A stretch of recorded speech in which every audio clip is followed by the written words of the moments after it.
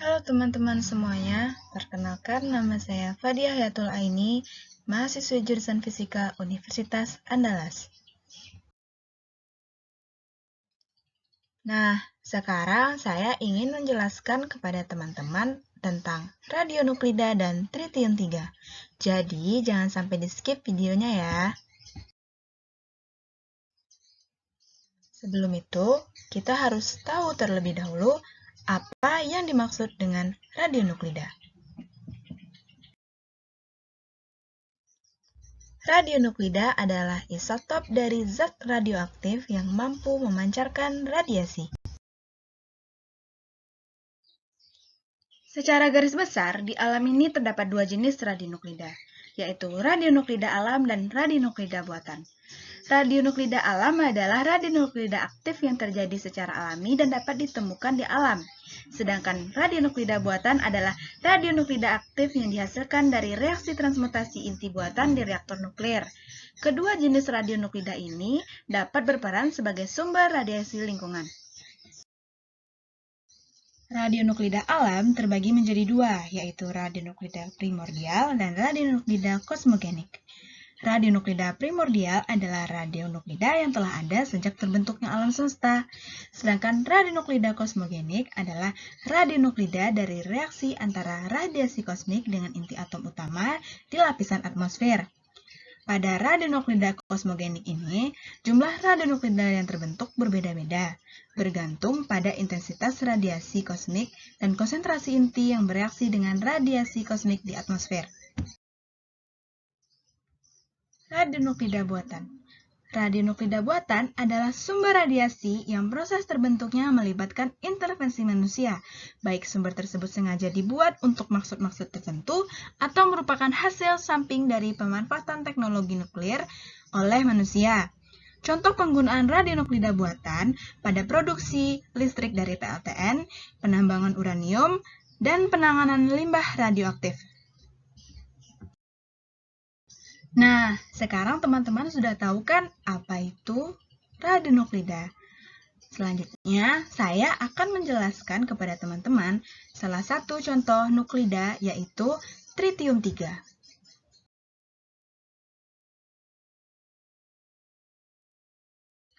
Tritium 3 adalah satu-satunya isotop radioaktif hidrogen. Inti tritium mengandung satu proton dan dua neutron. Tritium 3 dihasilkan sebagai hasil interaksi kosmik radiasi dengan gas di atmosfer bagian atas. Bagaimana tritium terbentuk?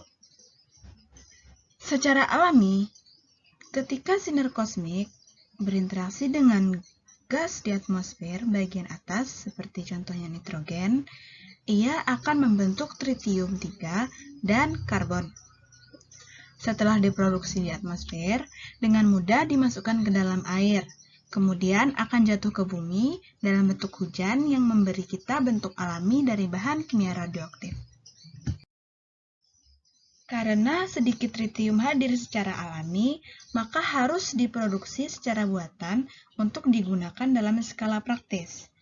Secara artifisial, tritium terbentuk dengan membombardir hidrogen dengan neutron dalam akselerator atau reaktor nuklir.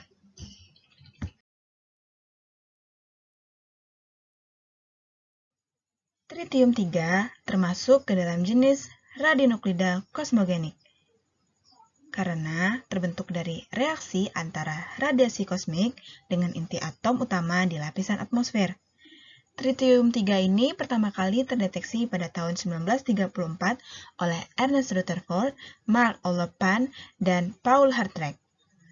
Tritium 3 memiliki waktu paro berkisar 12,3 tahun. Tritium 3 juga memiliki manfaat dalam kehidupan. Nah, sekarang saya akan menjelaskan beberapa manfaat yang diperoleh dari tritium 3. Manfaat yang pertama yaitu sebagai senjata nuklir. Tritium adalah komponen penting dalam senjata nuklir.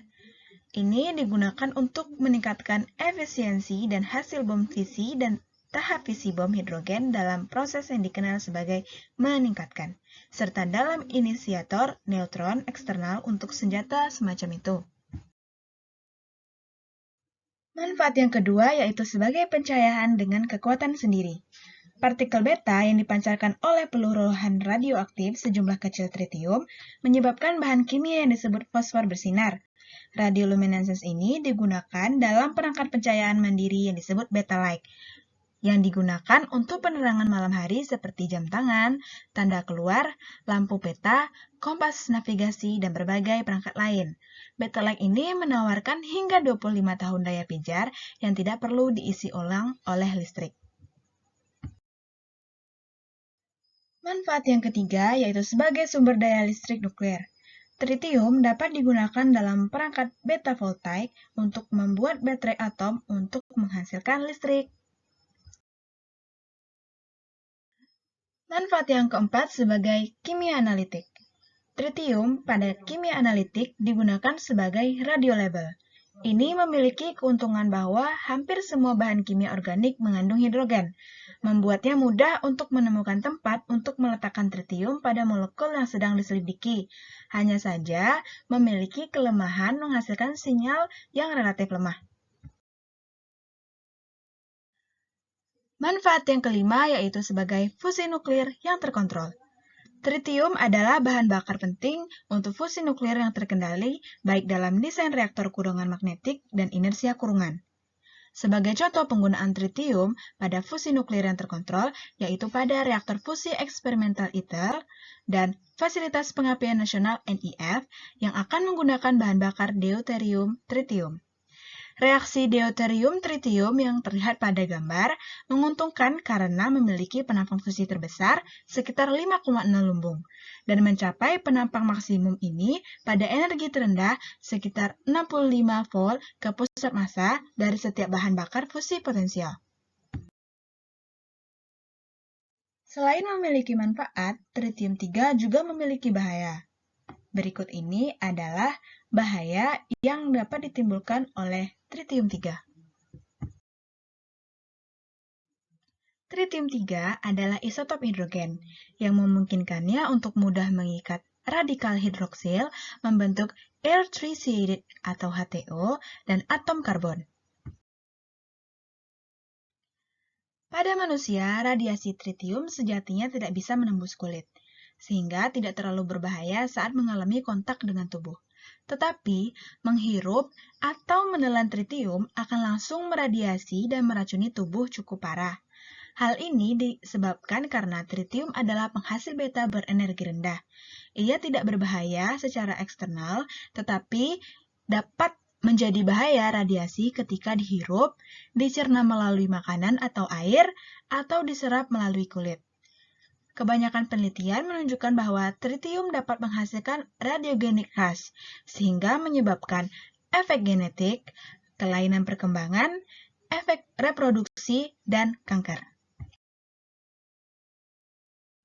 Selain itu, studi menunjukkan bahwa dosis yang lebih rendah pada tritium dapat menyebabkan lebih banyak gangguan, seperti kematian sel, mutasi, tumor, dan kerusakan kromosom per dosis daripada tritium yang lebih tinggi dosisnya.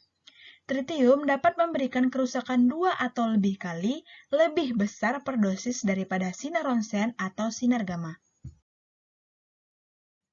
Sedangkan pada hewan, tritium akan berbahaya apabila tritium tersebut membentuk air tritiated yang dikaitkan dengan signifikansi penurunan berat otak pada tikus dan genital saluran organ tikus, dan dapat menyebabkan hilangnya sel kuman betina yang tidak dapat dikembalikan pada tikus dan monyet.